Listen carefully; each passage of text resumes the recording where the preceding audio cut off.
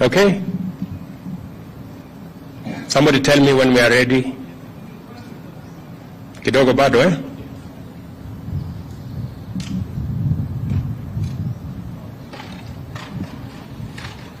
Mumenichelewesha sana. This statement I was supposed to make at 4:30.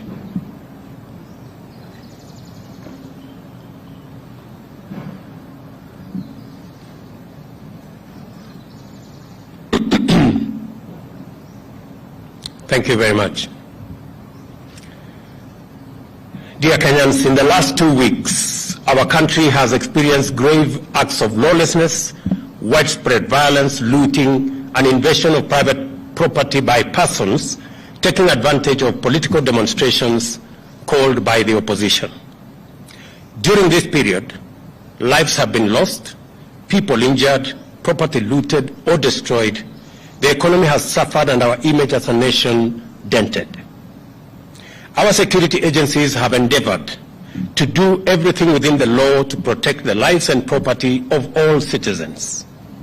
Nevertheless, the violence, chaos, and disorder continues to distract our national focus of economic transformation. 3 Kenyans, among them a police officer, have lost their lives in the protest. More than 400 Kenyans, including at least 60 security officers, have been injured. A police vehicle was burnt to ashes somewhere in Kawangware, while another was hijacked and commandeered by unruly protesters somewhere in Migori. 2 houses of worship were burned down in Kibra. Kiosks, supermarkets, and a mortuary were looted. Fellow Kenyans, our country's image and history in the League of Modern Nations has been at stake in the last 2 weeks. The country's economy has been hit hard at a time when my administration is doing everything possible to salvage the economy from the deep hole where we found it.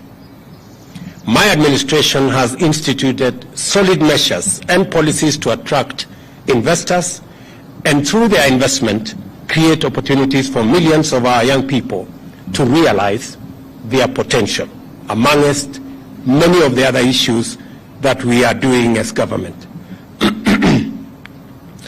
We cannot, ladies and gentlemen, we cannot allow these efforts to be derailed by acts of violence, chaos, and anarchy.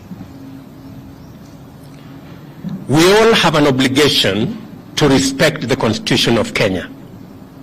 This also includes the respect of institutions established and created by the Constitution. Our country's electoral system and process is anchored on the principles of our Constitution. The Independent Electoral and Boundaries Commission conducted a free, fair, and transparent general election on the 9th of August 2022, a poll that was observed by different organizations, both local and international. The Commission declared the results for all 6 elections conducted, and any contestants who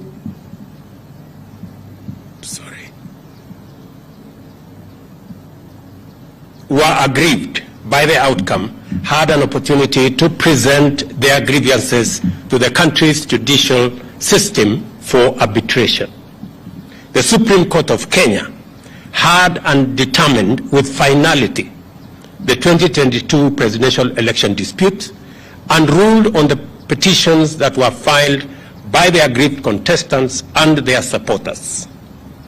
Nevertheless, I have carefully listened to the issues raised by my friend, the Honorable Raila Odinga. In times like this, it is not about who is right or who is wrong.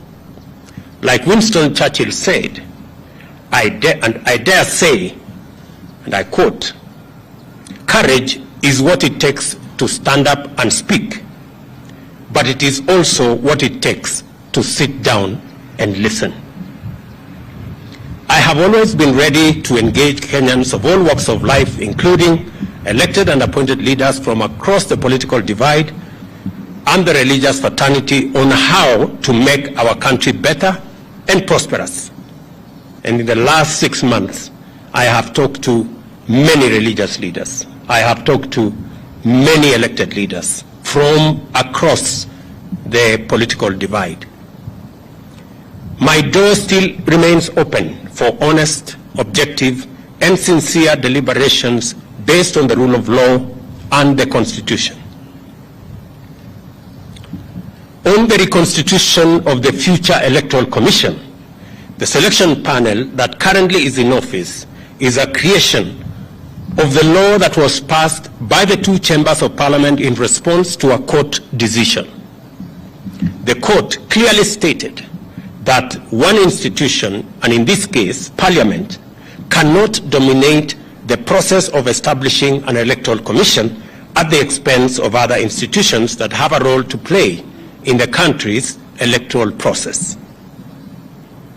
However, considering the matters raised by our friends in the opposition, I suggest a bipartisan engagement in Parliament on the reconstitution of the IEBC panel within the parameters of the law and the Constitution.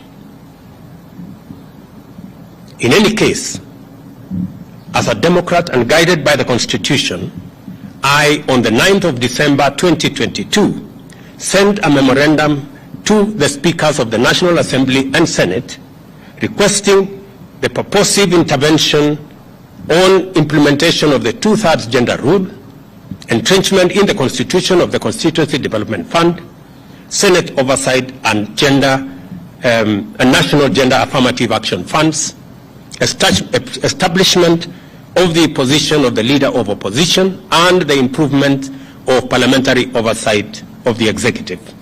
And for the record, Parliament has already approved the parliamentary oversight of the executive, and shortly, cabinet secretaries will be appearing before the House to answer questions. The other items are still in Parliament.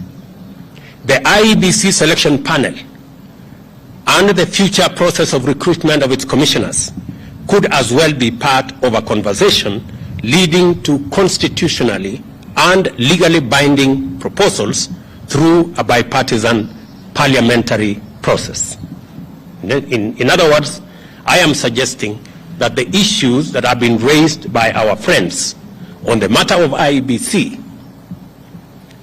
my suggestion is that this matter can be handled in Parliament by a bipartisan parliamentary process so that we can agree on what it is they have an issue with, and we can adjust as is agreed and as necessary. And therefore, in these circumstances, and in view of the recent events that led to loss of life and destruction of property in the demonstrations that have occasioned in our country for the last 2 weeks, I urge my brother Raila Odinga and the opposition to call off the demonstrations and to give this bipartisan approach a chance for us to take the country forward. Meanwhile, I call on all Kenyans to remain peaceful and law-abiding, and I assure them that the government of Kenya will continue with its sacred duty of protecting their lives and their property, including their businesses. Thank you very much.